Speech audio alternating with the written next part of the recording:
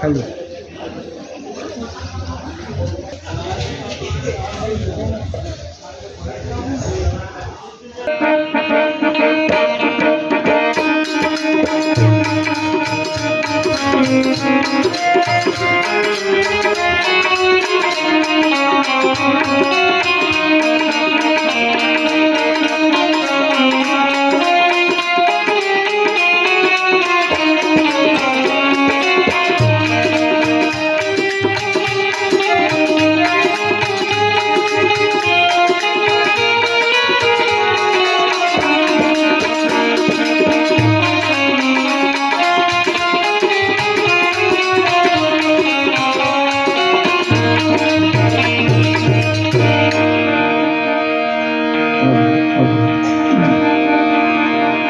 बोले रामदेव महाराज की जय। पदपदा पे जय। रामचंद्र भगवान की जय। बाल कृष्ण लाल की जय। नमः पार्वती पते हर हर महादेव हर। तेज कर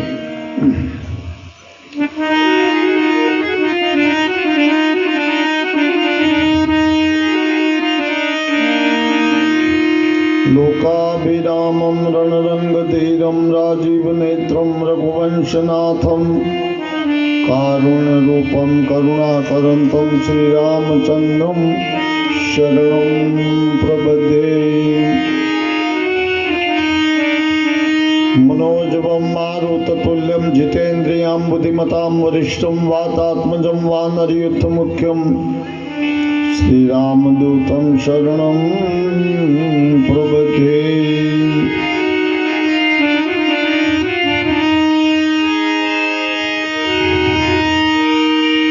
मनोजवं मारुततुल्यवेगं जितेन्द्रियं बुद्धिमतां वरिष्ठं वातात्मजं वानरयूथमुख्यं श्रीरामदूतं शरणं प्रपद्ये। प्रणव पवन कुमार खलबल पावक ज्ञान धन जासु हृदय आगार बसिए राम सरसापदल। कुंदइनु समदेह उमा रमण करणायनम जाहि दिन पर मेह करहु कृपा मई मर्दनम।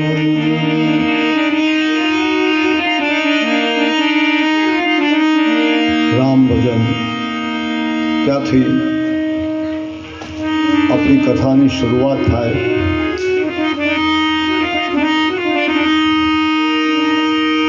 અરે રામ રામ રામ સીતા રામ રામ રામ હરે રામ રામ રામ સીતા રામ રામ રામ હરે રામ રામ રામ રાજા રામ રામ રામ હરે રામ રામ રામ રાજા રામ રામ રામ હરે રામ રામ રામ સીતા રામ રામ રામ હરે રામ રામ રામ સીતા રામ રામ રામ હરે રામ રામ રામ સીતા રામ રામ રામ હરે રામ રામ રામ સીતા રામ રામ રામ। મંગલ ભવન અમંગલ હાય મંગલ ભવન મંગલ હારી મંગલ ભવન અમંગલ હારી મંગલ ભવન મંગલ હારી દ્રવભૂષુ દશરથ અવધ બિહારી દ્રવભૂષુ દશરથ અવધ બિહારી દ્રવસુ દશરથ અવધ બિહારી દ્રવસુ દશરથ અવધ બિહારી મંગલ મંગલ ભવનય મંગલહારી મંગલ ભવન અમંગલહારી મંગલ ભવનય મંગલહારી રામ રામ સીતારામ રામ રામ હરે હરે રામ રામ રામ સીતા રામ રામ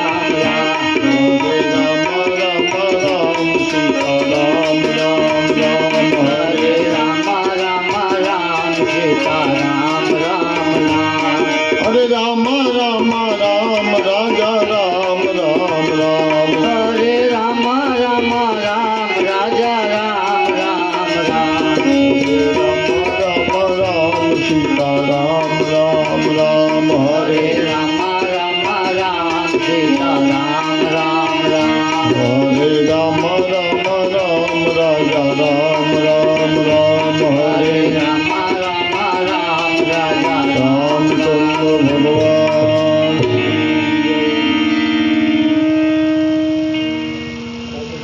રામદેવ રામાયણનો આજનો છેલ્લો દિવસ મારો રામ ગાદીપતિ બને એટલે આપણી કથાની પૂર્ણાહુતિ.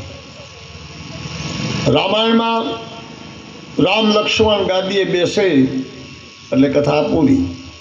કથામાં તો 1.5 કાંડ બાકી રહી. રામના રાજ કરતા જવા પણ સંસારની સમસ્યાઓ જુદી છે. તો પછી આવી રીતે રામ રાજ્ય કરવા માટે ભગવાનને આપણે મૂકીને જઈએ, રામદેવજીનું રાજ્ય કરવા મૂકીને જઈએ, સનાતન સ્તંભને મજબૂત કરવા માટે આપણે જઈએ, તો કેમ એમ પાછળથી થાય છે? એને જીવતા સમાધિ કેમ લેવી પડે છે એ તમે સમજી લો. શું કામ લેવી પડે? ત્યારે આપણી કહેવતો અમુક ખોટી નથી, સાચી છે, પણ આપણે ગુજરાતી માણસો છીએ ને એટલે ઘણી વખત આપણે આપણી કહેવત બહુ જગતમાં ઉપજે નહીં. નહીતર રામના ઘરમાં સીતા જેવી જગદંબાને જમીનમાં હમાવવું પડે, પૃથ્વીમાં વહી જાય. શું કામ વહી જાય? જેને માટે 400 ગાઉની ખાડી બાંધી હોય, જેને માટે 5 લાખને મારી નાખ્યા હોય અને વિભીષણને રાજ સોંપીને રામ ઘરે આવે, ઈ જગદંબા, ઈ જાનકી, એના મંદિરો ખડકાય. હજી આપણે જોઈએ છીએ સીતાજીની મૂર્તિઓની ભેગા જ રામ લક્ષ્મણ હોય. એને શું કામ પૃથ્વીમાં જવું પડે? આજની કથા બધી એવી છે. આજની કથા મારા ને તમારા જીવનમાં ઉતરવા જેવી છે. ભક્તો અનેક આવશે આજની કથામાં, પણ એમાં કેને કેવું સંકટ પડે એ કથા છે, અને પછી પાસ કઈ થાય એ કથા છે. એટલે જેમ આપણી પહેલેથી કથા બેસી 17 તારીખે, ત્યારે જે ગાણું લીધું હતું એ યાદ કરો. ત્યારે આપણે કથા ક્યાંથી ચાલુ કરી હતી? એક કડી.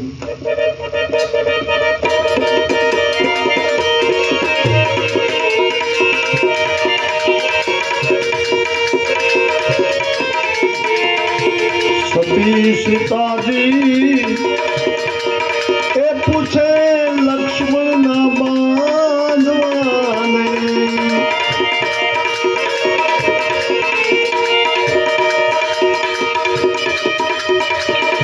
કોણે કરી આ વડા ધર્મની વાત રે?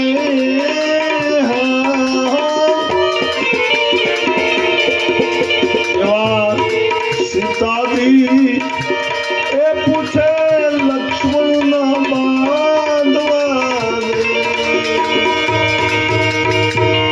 ત્યાંથી આપણી કથા ચાલુ થઈ. રામા અવતાર, એ પછી આપણે કૃષ્ણ અવતાર કર્યો, એ પછી રામદેવજી આવ્યા, તો આજ ન્યા કથા આવી. ત્યાં આવી નથી. કથાનું વિસર્જન થાય છે. કઈ રીતે વિસર્જન કરવું એ તેદી બોલ્યા હતા રામા અવતારમાં. લક્ષ્મણજીને કહ્યું હતું, લક્ષ્મણ તારા ભાઈને પૂછી જોની કોને કરી આ વડા ધર્મની વાત. મોટો ધર્મ એટલે શું, સનાતન એટલે શું, એની કરી દીધી આપણે. તેથી રામે અંતરના પટ ખોલ્યા. કડીમાં આવે રામે હૃદયના પટ ખોલીને પછી સીતાને વાત કરી કે મહાધર્મ અને સનાતન ધર્મ કોને કહેવાય. સીતા સનાતનને થાપનારાઓ, સનાતન ધર્મને પાલનારાઓને માથે જો પૂરેપૂરું મરી જાય એટલો સંકટ ન પડે તો સનાતન કોઈ દી ટકે નહીં. સમજાઈશ? પાઠમાં તો આપણે બધા જઈએ છીએ, પણ બાપ એક દી પાઠમાંથી એક જો મરી જાય તેની વાહે 13 જણાને સમાધિ લેવી પડે. એ ગત કહેવાય. ગતમાંથી એક જો કોઈ મરી જાય ને તો વાહે જેટલા ભક્તો હોય બધાને સમાધિ લઈ લેવી. હવે આપણે નક્કી કરો કેટલા કે સમાધિ લીધી. કેવાની ગત બરોબર. પેલા રામદેવ રામાયણમાં ડોકું કાઢો. તોળી રાણીને ખાલી વાંદરી મેણું મારે ને ચરીએ વાયક આવ્યા સંતો 2 જણા, ત્રીજો કેમ હમાય. વાયક આવે એને જ જવાય. એટલે વાયક એવા શબ્દમાં તમે ન સમજો તો ગુજરાતીમાં કહું એ જેને કહેવું હોય ને, જેને કહ્યું હોય એને જવાય, બીજાને ભેગું ન હાલતું થવાય. આ ગુજરાતી. વાયક આવ્યા સંતો 2 જણા, ત્રીજું કેમ સમાય. મને એમ લાગે છે કે તોળી રાણીને જવું છે. આપણી કથા ત્યાર થતી જાય છે, પણ આ તો પહેલાં સીતાને આપણે જોયું કે રામને ને સીતાને નોખો શું કામ પડવું પડે, ભયું શું કામ જવું પડે. ધર્મને પંથે પગ દેનારાઓ જે આત્મા હોય કે પરમાત્મા હોય, દેવ હોય કે દાનવ હોય, માનવ હોય કે સૃષ્ટિમાં કોઈ રચનારું કોઈ પ્રાણી હોય, એને જવાનું એક વખત ચોક્કસ જવાનું યાદ રાખવું.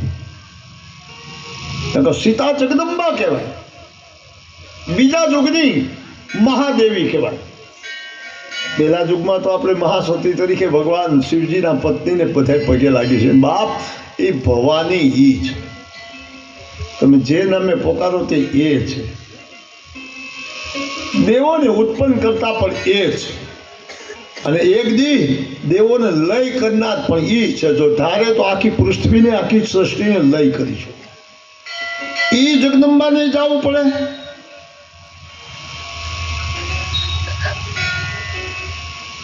ભવાનીના માતા પિતામાં એટલી બધી અજડાય. ભવાની પણ કોઈની દીકરી તો થઈ ને, એનામાં અજડાય. એના બાપને ઘરે એને બળીને મરવું પડે. આ કેવી કડી છે. દીકરી પોતાના બાપને ઘરે આવીને જો મરવાની તૈયારી કરે તો વિચાર કરી લો. બેમાંથી એક સંકટ તો પાક. કાં એના માતા પિતાના ઘરનું અને કાં સાસરિયાનું. બેમાંથી એક તો પાકો નહીં. એટલે એને ક્યાં લેવા જવું, દેવા જવું, દેનારા બીજા, લેનારા બીજા. આ શું કામ? તો એમ આપણી કથા જ્યાંથી ચાલુ થઈ એનું જગદંબાનું આજ આપણે નામ લીધું. 7મે દિવસે સતી સીતા પૂછે લક્ષ્મણના બાંધવાને. એ લક્ષ્મણના ભાઈ આ કોણે કરી વડા ધર્મની વાત? તો એ સીતાને શું કામ સમાઈ જવું પડે? રામને કીધું એવો કયો આટલો બધો અન્યાય? પાછું એમ કે સમાય તો જવું, પણ હકો બાપ જનક રાજા હામો બેઠો તો વયું જવું પડ્યું. મેં કહ્યું જનક ન બોલે મારી પુત્રીને શું તકલીફ છે? એ પણ મિથિલાનો મહારાજા હતો. આ શું? પણ બાપ સાચી કથા તો એને કહેવાય. હું વારા ઘડીએ બોલ્યો છું હાથ દી સુધી, હવે ન બોલું, કારણ એનો એ પ્રશ્ન ન આવવો જોઈએ. લવકુશ મોટા થઈ જાય. સીતાજીને અહીંયા રાજસુ યજ્ઞ હોય, અશ્વમેઘ યજ્ઞ. તો અશ્વમેઘ નામના યજ્ઞમાં સીતાજીને આમંત્રણ આપવામાં આવે. મહર્ષિ વાલ્મીકજી લઈને આવે. આ કેવી કડી લખી છે. મહર્ષિ વાલ્મીકજી લઈને આવે, જેમાં સુનૈના મહારાણી બેઠા હોય, સીતાજીની બા, સુનૈના સીતાજીની માં છે, જનક એનો બાપ બેઠો હોય, એની બાજુમાં ત્રણેય સાસુ બેઠી હોય, કૌશલ્યા, સુમિત્રા, કૈકેયી. પોતાના બાળકો બે ઊભા છે, લવકુશ.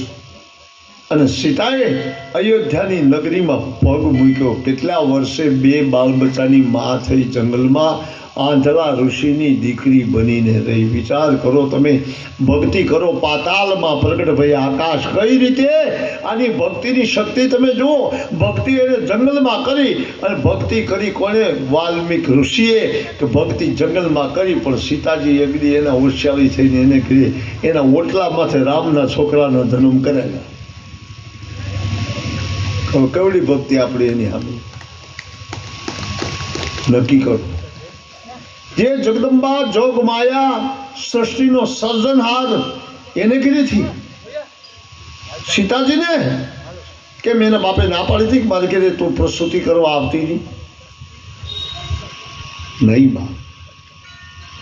રામજી એટલું કહ્યું હતું કે લક્ષ્મણાને મૂક્યા, એટલે લક્ષ્મણ રથ લઈને મૂકી આવ્યો હતો વનમાં. પણ ક્યાં ઉતાર્યા? આંધળા ઋષિના આશ્રમ પાસે ઉતાર્યા. ત્યાં સગર્ભા પેટમાં બાળક પાકતું હતું, અને એ સીતાજી ગઈ તો શું એના મા બાપ ન રાખે? રાખે, પણ પતિવત ધર્મ પાળનારી નારી એમ બોલતી હતી તેની આદેશની કે મારા પતિએ જે શબ્દ કાઢ્યા એ મારે એ પ્રમાણે જીવવું પડે. અયોધ્યાની પટરાણી,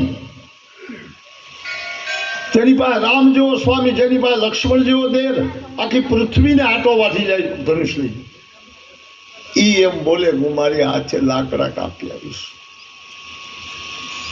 મારે હાથે હું ભારો એકલો ચડાવીશ. આંધળા ઋષિની સેવા કરે ને એના આશ્રમમાં એકને બદલે બે દીકરા. વિચાર કરો. એક કવિએ લખ્યું છે દુહામાં, મને બહુ ન આવડે, પણ કવિએ એમ લખ્યું કે સીતાને મંગળ 4. આપણે એનો અર્થ બીજો કરવો છે, પણ તમે બધા નહીં સમજો એટલે હું કહું સીતાએ 4 ફેરા ફેર્યા, 4 મંગળ એમ. સીતાને મંગળ 4 એ ફેરા રાઘવને ફરી, પણ તે દુખડા લીધા માથે ધરી. આ તો કડવું ભરતને કાગડા. બાપ ભરત હેઠું જોઈ ગયો તો મારી માં તુલ સીતાને મારો રામે કહ્યું વનમાં વહી જાય. એક ધોબી બોલે મેલનો ધોનારો, તો યોધા વનાની જે વસ્તુ હોય એને અયોધ્યા કહેવાય. યોધા નહીં, અયોધ્યા નામ. એવા ગુણ હોય બાપ. જ્યાં રાજ્યમાં યોધા ન રહેતા હોય ત્યાં અયોધ્યા થાય બાપ. કોઈ લડે નહીં હામાં અયોધ્યા. કોઈ દી કોઈ બળની તુલના ન કરી. એ રાજની મહારાણી એને નિર્દોષ ને લક્ષ્મણ વનમાં મૂકવા ગયો. સતી સીતાજી રથમાં બેઠા, લક્ષ્મણ બધાને આવડે એ તો એ મૂકી આવ્યું. જેવા બધા ઊંચો આંગળી કરો ને જે બહેનોમાંથી, આવું દુઃખ કોને પડ્યું? કોઈને પડ્યું એ જ કયો મને.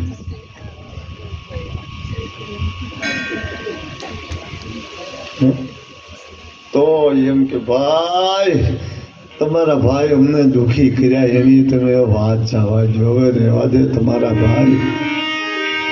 સુખ દુઃખ કોને કહેવાય? એક તો એને માટે લાખો માણસોને મારીને લંકામાં ઉથલ પાથલ કરી અને સીતાને લઈ આવ્યા, અને સગર્ભા એટલે એનું શ્રીમતનું મુહૂર્ત હતું, અને તેથી સીતાનો ત્યાગ કર્યો, મૂક્યાઓ સીતાને. આ દુઃખ કહેવાય. રજવાડાનું વતન, તેની માથે તડકો વધારે પડે ને તો અમુક ફૂલ કરમાઈ જાય. આપણા બગીચાના ફૂલ છે ને, બગીચાના ફૂલની માથે તડકો પડે ને તો એ કરમાઈ જાય. કાદાનું ફૂલ ન કરમાય, એ બીજાને કહી નાખે એવું હોય. વિચાર કરો. એટલે કહું છું બાપ, આખી જિંદગી સીતાએ સંકટમાં બેઠી છે. એટલે છે અયોધ્યાની મહારાણી,